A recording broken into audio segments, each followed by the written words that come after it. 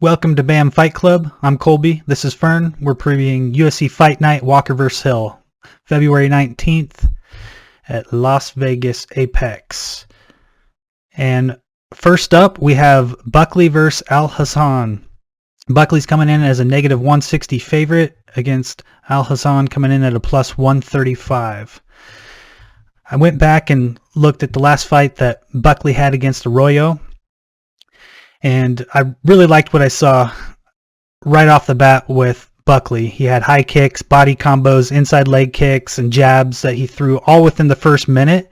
So he had a very nice striking diversity right out of the gate, which I really like to see. I think that, showing lots of different looks to your opponent is going to throw them off. They're not going to know what to expect, so it causes some confusion, which is always good when you're striking, having a bit of an element of surprise, not being predictable. I really liked seeing that in Buckley's last fight.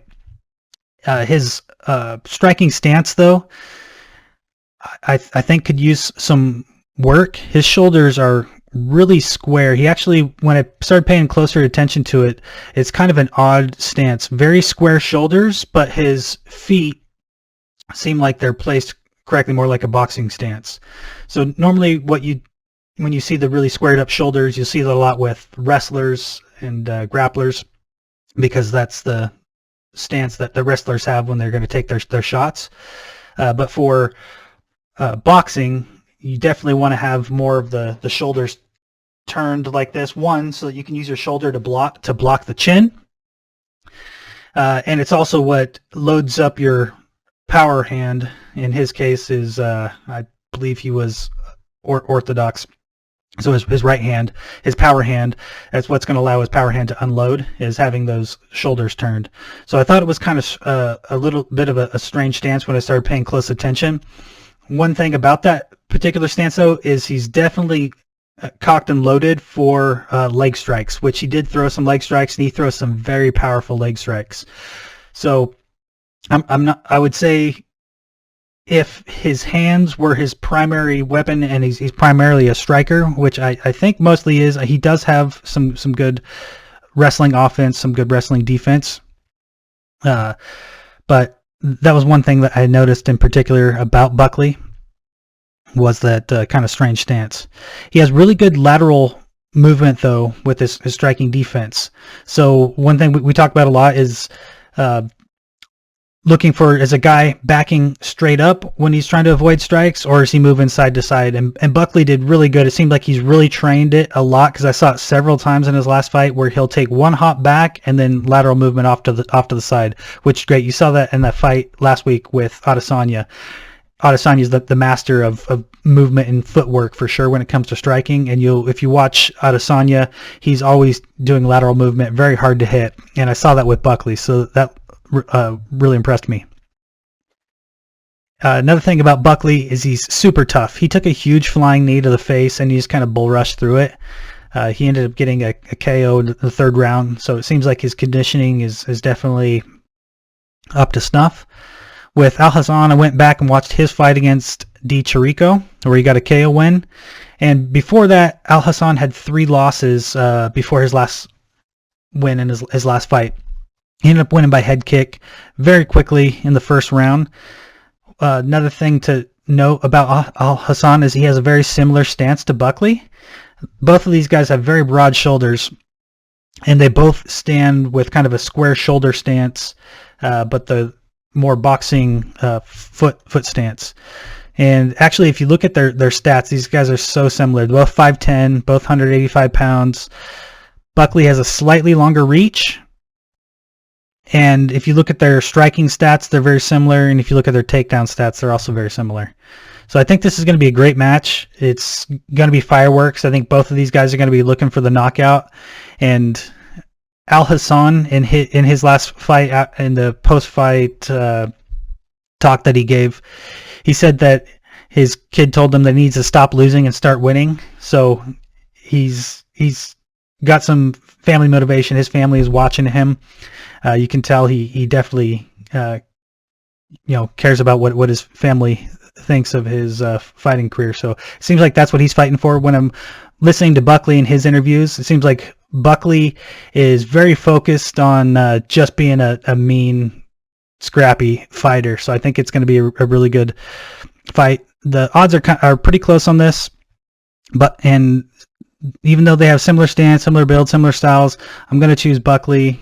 I think he's been doing more winning lately, and I think he's just got that mean streak, which is, I think a real advantage when it comes to fighting. You have any thoughts on this one, Fern? Yeah, like you mentioned, they have great stand-up, great stance, great boxing, great countering. Buckley kind of does like the Philly shell, like using kind of or more like the shoulder roll, Mayweather style. Like he's just too square sometimes. So I think if he can adjust and just turn slightly, like he'd be able to deflect a lot more strikes, especially knowing that the other guy's going to come at him. Very exciting fight. I think this will definitely be a knockout. They're both looking for that, and I'm very excited.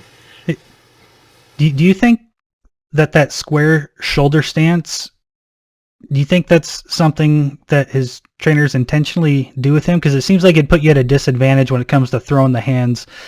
It seems like it kind of limits your options a little bit. But I noticed when he throw those leg kicks, there's no telegraphing because his shoulders are already in the correct stance to be able to throw that leg kick without much telegraphing. Do you think that's intentional, or do you think this is just something that he needs to improve on? I think it's more of a kicking technique, but also it's setting him up to get punched. Like you don't have anything out there to parry, to roll with, to defend. It's just setting you up for you to attack, but nothing to prepare you for a possible punch. And then even when defensively or offensively, having one hand slightly further than the other one means you can reach a little bit quicker with that hand, possibly a jab. Having them both square, there's no backhand, there's no hook. They're both kind of off balance, but it works for him. I hope he fixes it, because just at the higher level, there's a reason why you stand either orthodox or southpaw. Helps with the jab, helps with the reach, helps with the parry, helps leading out, helps your power hand. It's interesting. We'll see. Okay, looking forward to it. Next up, we have Jim Miller versus Nicholas Mata. Miller's coming in as a plus 150 underdog. Moda coming in as a negative 175 favorite. Fern, how'd you break down this fight? Jim Miller. Excited to watch this fight. He's a guy who's up there in age. I believe he has a record for most UFC appearances. Last fight, I believe he was at number 38. He's fought everyone in the weight class. Looking at his record, it's Clay Guida, Charles Oliveira, Dan Hooker, Anthony Pettis, Dustin Poirier, Thiago Alves, Joe Lozon, Takanori Gomi, Diego Sanchez, Michael Kisa, Danny Castillo, Donald Cerrone, Joe Lozon, Nate Diaz, Melvin Gillard, Benson Henderson, Gleason Tebow, Dwayne Ludwig. Like, it's crazy who he's fought. And definitely love watching him. He's an exciting fighter that can win, and he can hang with the top level guys. Like everyone I mentioned has fought for the title, or is, has been a champion, or, been close to. His last fight was very exciting to watch, because, as he's getting up there in age, people are wondering, like, can he still keep up with these young guys? He fought 3 times in 2020, which is outrageous for anybody, let alone a guy who's, getting up there in age and getting up there in fights. His last fight was very exciting, KO. That was the fight that I analyzed and will be breaking down.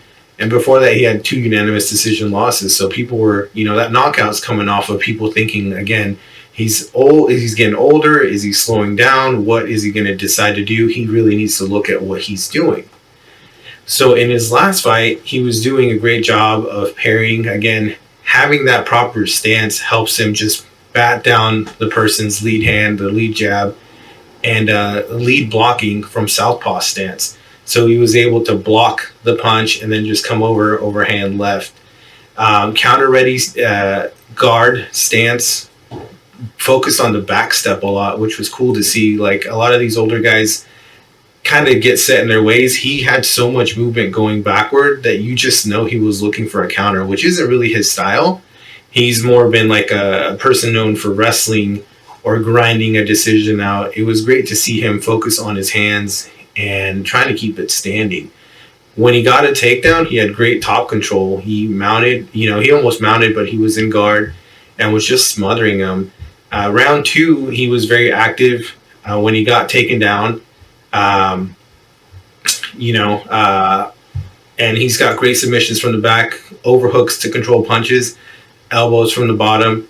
So in that fight where he got the KO, it was literally within seconds of round 2. They come in the middle, parries, blocks, overhand left, slumps him. And so it was great to see him be able to keep up and kind of shut everyone up and get that record-setting performance for appearances. For Moda, he's a fighter that's coming from Dana White Contender Series. It's been a while since he fought. He last fought in November 2020. So, you know, he's coming off of a little over a year layoff. This is going to be his first UFC fight. In watching his fight, he did a great job of just relaxing. They kept mentioning that he just has natural power. He swings, has a high guard, and it's weird. He has like those kind of arm punches that most people tell you like it's just wrong technique. He's not turning his hips into it. He's not moving his shoulders. He just, every time he connected, he landed, and he ended up causing a broken nose early on, which made his opponent start being afraid. And you know, and in return, he tried to come forward more, which ended up just playing into Moda's technique. He's got those great heavy hands behind that high guard, strong left hook, which is weird because the lead hand is usually a jab, and his lead hand was always a strong left hook. So just kind of the opposite of what you expect when they're out there kind of keeping the distance. Strong left hook from the orthodox stance instead of the left jab or the right hook. It made it very exciting to fight to watch. He was just power punching his way through whatever stance. And then once he kind of gets set up with that, he starts looking for the right high kick.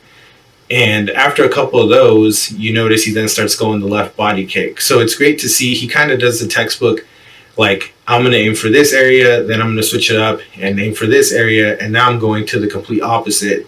And like just doing the level change with striking. You see that a lot with grappling, and it's great to see him utilize it with striking, just mixing it up consistently. His combos are 3 to 4 punches every time. And, you know, most people are just ready to block 1 or 2 punches, and he's able to land the 3rd or 4th punch consistently. Ended up dropping his opponent, and then just, again, keeps him afraid. Just, I don't know, like, he just, if he whips his shoulder the right way or what, but it just was weird to see him just have those naturally heavy hands.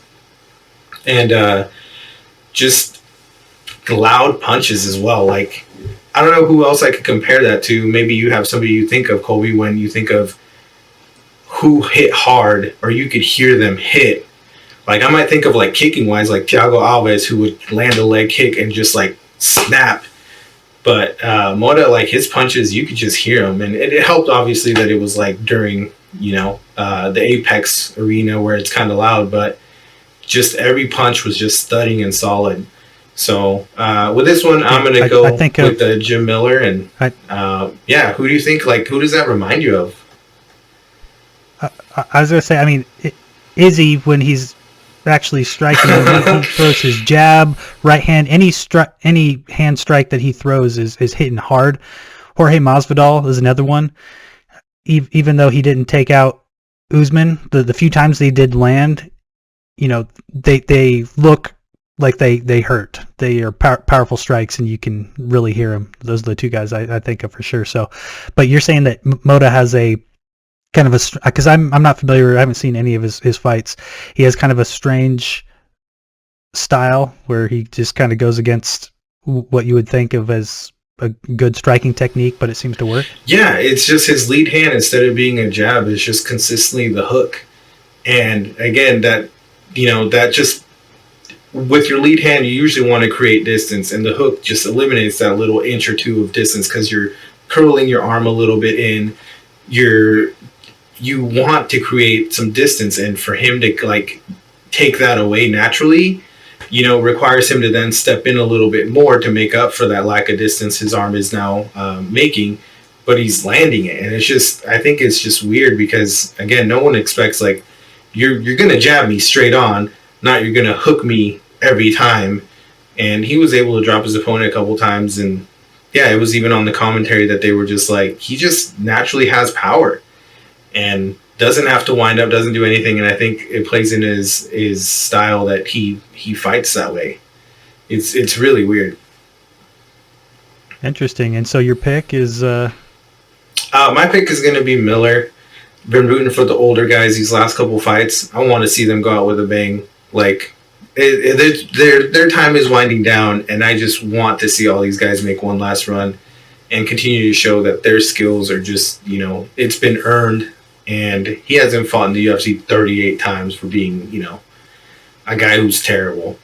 Let's get 39 or 40. Yeah. I'd love to see that eventually. Yeah, I'm rooting for Miller too. I definitely want to see him do well. And what I'm really curious about is Miller's a veteran, so I wonder if moda, his unorthodox style, is actually some kind of an innovation, or is it just the people that he's fought haven't been able to reveal that it's a bad technique. So I Right. think this is going to be really interesting. Miller being the veteran that he is, if that kind of style is not really going to work at the highest levels, I feel like Miller's going to expose it. But it'd be really interesting to see a new, or an unorthodox kind of striking style actually do well at the higher levels of the UFC. So yeah, looking forward to this one. Next up, we have Parker Porter versus Alan Badat. Porter's coming in as a negative 260 favorite. Badat coming in as a plus 210 underdog. So the first thing that comes to mind is when you see Parker Porter, this is a guy who looks like he just got done winning a pie eating contest, but actually his movement in the octagon is surprisingly quick. It really surprised me. So that first impression, you can't judge a book by its cover. For sure, when you see this guy move, he doesn't look like he should be able to move as quick as he does. Now, he's not a serial gone by any means or any stretch, but he's definitely faster than he appears.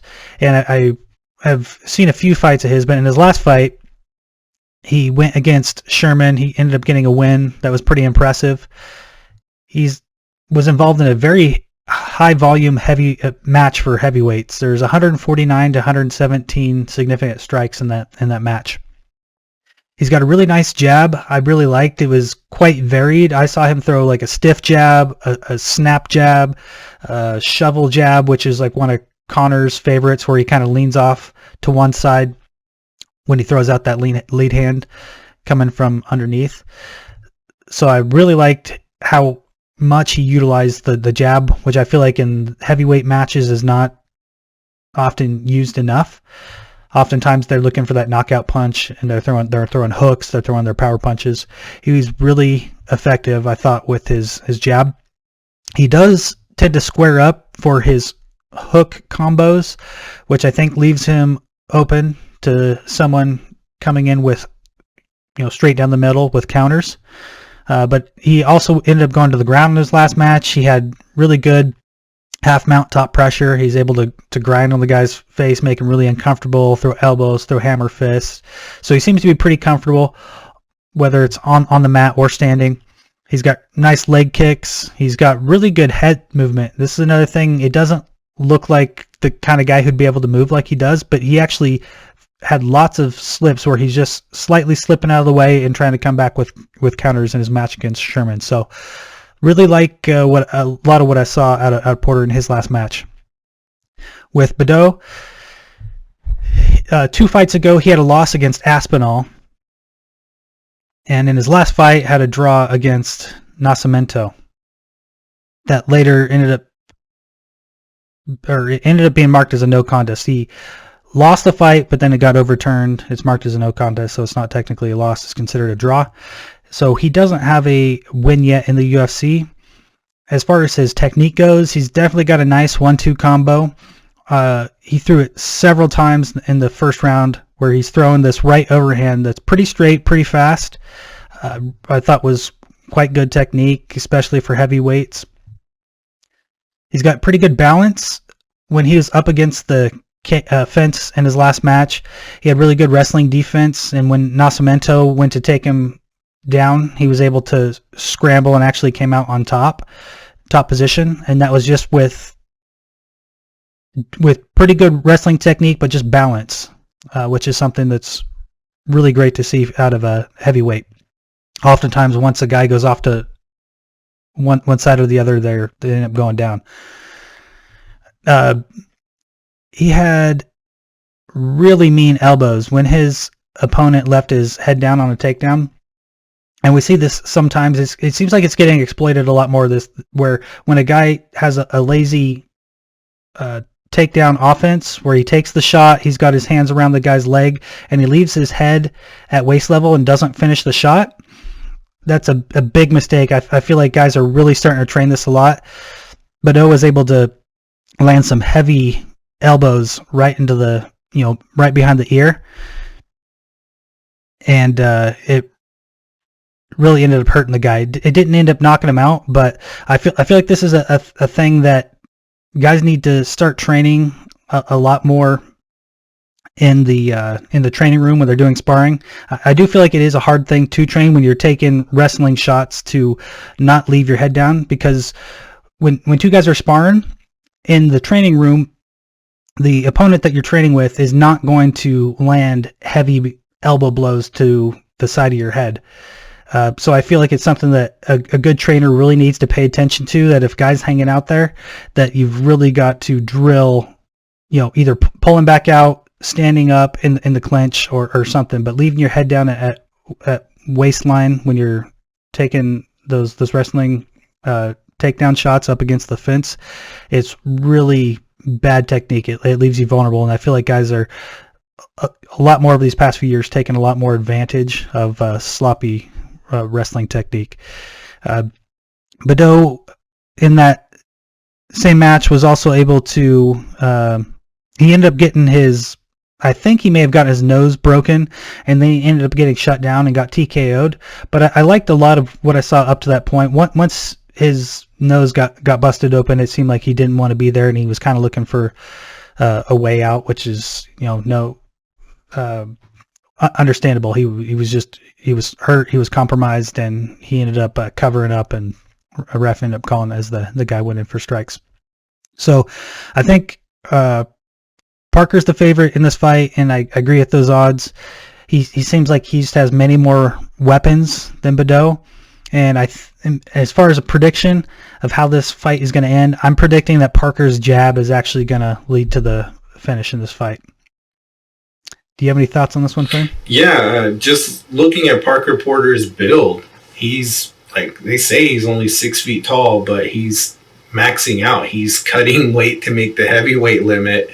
So, he's just packing a lot of power, in a short, stocky frame. With Badat, he's another one of these fighters that's coming in from Europe, from France specifically, which is cool to see. Like, I want to see more international fighters, because that means more international cards, and just opens up all these other countries to MMA.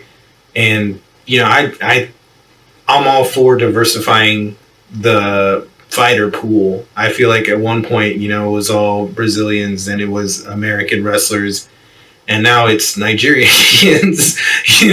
So it's we got Usman, Izzy, and Ngannou. And that's super cool to see. Like, where else are these fighters coming from, and where else can we send fighters to? Like, I really want to see the best fighters in the world compete, and it's cool to see both of these guys. Parker is from Brazil. Am I correct in that?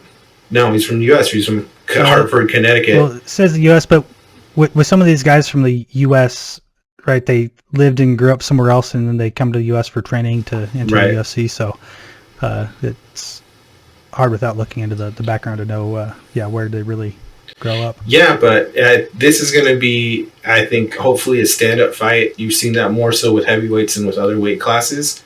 And I believe in Parker's power as well. Like, he's just has that technique, that speed, that I think maybe him just being smaller or shorter than a lot of these heavyweights, he's had to evolve, and it's just nice to see a heavyweight fighter that can move like that. Absolutely. Looking forward to this one. Next up, we have Kyle Dawkis versus Jamie Pickett. Dawkis coming in as a -270 favorite. Pickett as a +220 underdog. How'd you break down this fight, Fern? Kyle Dawkis had an interesting last fight. He fought the up-and-coming, highly touted Kevin Holland. He was able to use his distance, use his reach to keep Holland back. Definitely made Holland have to utilize his wrestling, which at this point has, kind of become a joke, like that he had none. For this fight, Holland had been training with Daniel Cormier and his team, and it was an unfortunate ending where they clashed heads. It ended up being initially a victory for Dawkis, but upon reviewing it, it showed that they clashed heads, and that caused the subsequent follow-up. Regardless of that, I just still broke the fight down looking at, we didn't know that it's what had happened. What did we see with what had happened during the fight? During that fight, you see him duck and shoot right away. Again, knowing Holland's weakness is his wrestling, goes in for the clinch, underhooks, which is, textbook. You want to get control of their body, control of their arms. Holland starts looking for, trying to get an underhook, ends up reversing him against the cage. And he did this weird kind of Nelson hold. So Dawkis has essentially an overhook with his left arm. He's going to go for a guillotine. He ends up wrapping it under Holland's body, over his back, and doing a clinch and just holding him there. And it was interesting because I hadn't seen anyone do that. It was almost like he was going to go for a standing neck crank, and Holland was just able to hold and essentially delay until the ref split them up. So when they got split up and they reset, that's when unfortunately they collided heads. Again, going off of the fact that we didn't know that when it happened, Dawkis starts going in for the finish, starts going in for submissions, sprawls. Holland, was in survival mode, but used whatever wrestling he had learned to try to get a hold of him. Dawkis looked to go for, it was crazy. It's 5 or 6 submissions he tried in a row. So he sprawls. It looks like he goes for a guillotine right away, and Holland fights it off. Then he switches it to a Darce choke, which is, an arm, essentially a triangle kind of hold with their head down against your chest. And, some people call it similar to a gator roll. And from that, he goes to guillotine and then ends up taking his back and finishes it with the rear naked choke. It's very cool to watch because to me that showed me that he has a great submission game, great ground game. He just would go from one submission, didn't work, the next one didn't go, and he just kept rotating on Holland's body, and it was super, for me, somebody who loves grappling, I don't know much about wrestling, I'm learning, but that was cool to see him just essentially crawl over Kevin Holland to get the finish. Against Phil Hawes, his previous fight, he had great range, circling. This was a fight where he had a unanimous decision loss. Phil Hawes, stocky, powerful guy, was able to just impose his will on Dawkis, use that power, get on the inside swing. But it made me see how Dawkis fights when he's losing. And I think it was a pretty close fight for me personally up until the 3rd round when Hawes clearly had him hurt.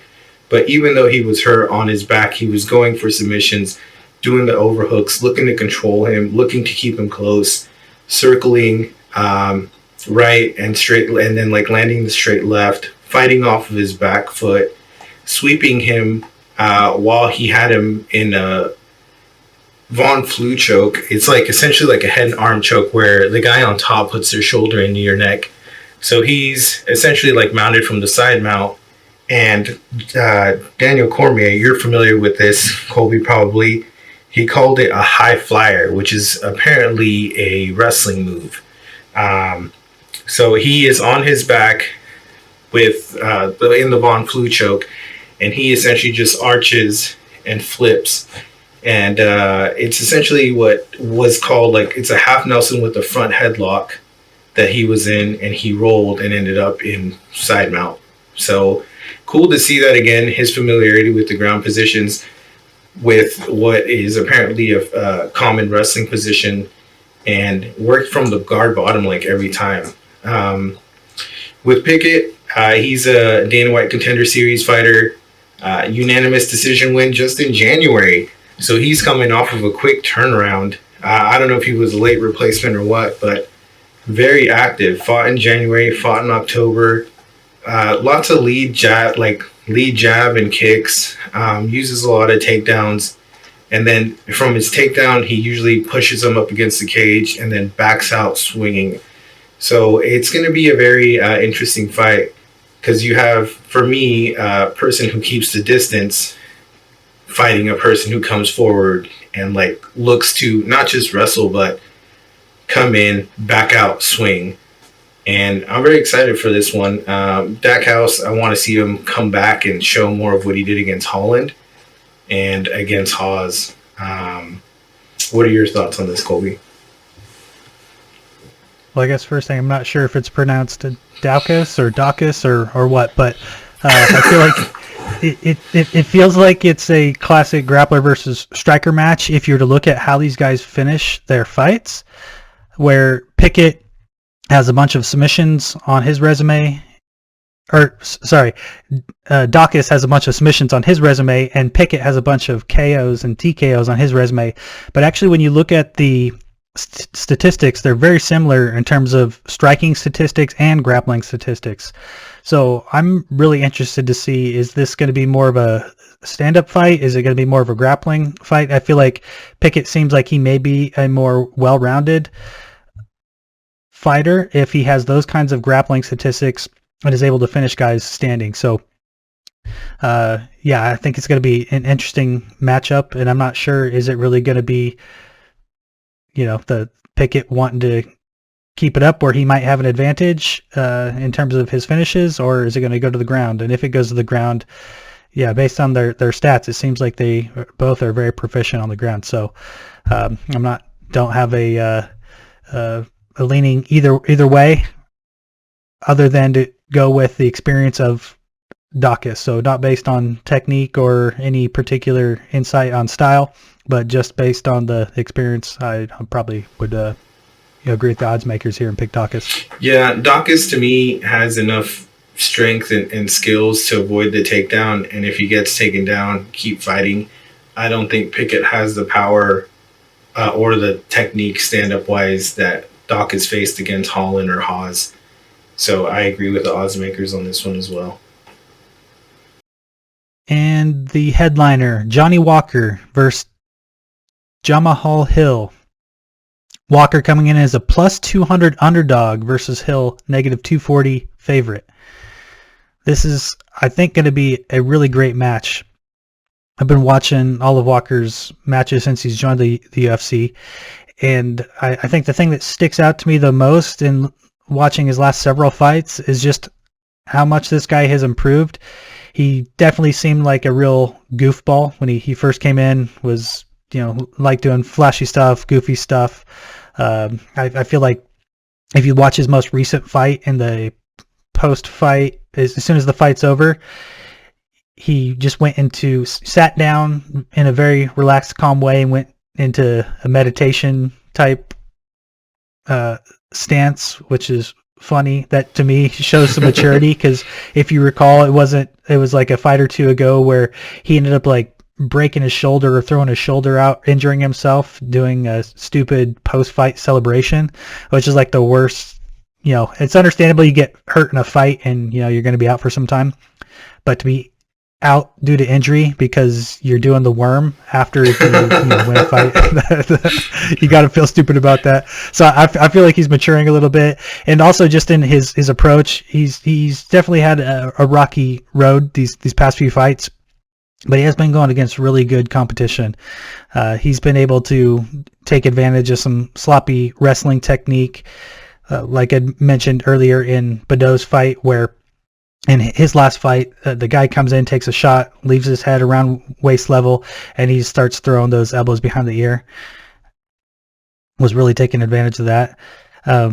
Hill, in his last fight, he was on an 8-fight win streak before losing to Paul Craig, which, if you recall, in that fight against Paul Craig, it was one of the grossest submissions I'd ever seen, where Paul Craig got him in an arm bar, and his arm just snapped and started flopping around like a fish, and the ref didn't stop it. He just kept going. So I guess one thing is, that Hill is very tough. He's not going to tap, apparently, even when his arm is literally snapped in half, which is absolutely crazy. When he was in top position, I think the mistake that he really made was just his arm position. If you watch in that match, when Hill was on top, he ended up putting his arm around the back of Craig, which is really bad. When you're going against a top-notch, submission artist like Craig, you really want to keep your arms in tight. You want to keep your hands on their chest. You don't want to be wrapping your arms around them and giving them leverage or anything. But besides that fight, in his last fight against Jimmy Crute, he actually had a KO win, and Jimmy Crute is, a really tough guy, a great wrestler, and he was able to come off of having his arm snapped like it was to having that KO against Crute. I don't feel like that arm snap is going to be necessarily a factor based on what I saw in his last fight. As far as picks go, I think Walker's much more explosive. I think he's had a lot of, he's got a lot of raw talent that over the past few years his coaches have really been refining, even though it hasn't been coming out in the results. He's definitely matured and been improving his techniques and his approach, even though the results haven't shown it. So I'm going to pick Walker to win in this one. What are your thoughts? Definitely an interesting fight. One of the things that I think will make a big difference is Jamahal Hill, however you say his name. I look back at his fight against OSP, Ovid St. Preux, and how he was able to finish him. He's fighting these guys who are coming in to knock him out. And yeah, despite him losing, in that gruesome way against Paul Craig, he is really like maturing and able to change. And he's a pretty tall guy. He's, 6'4". But so's Walker. What's Walker, like 6'7", 6'8"? 6'6". 6'6". So it'll be interesting to see the taller guys of the weight class coming.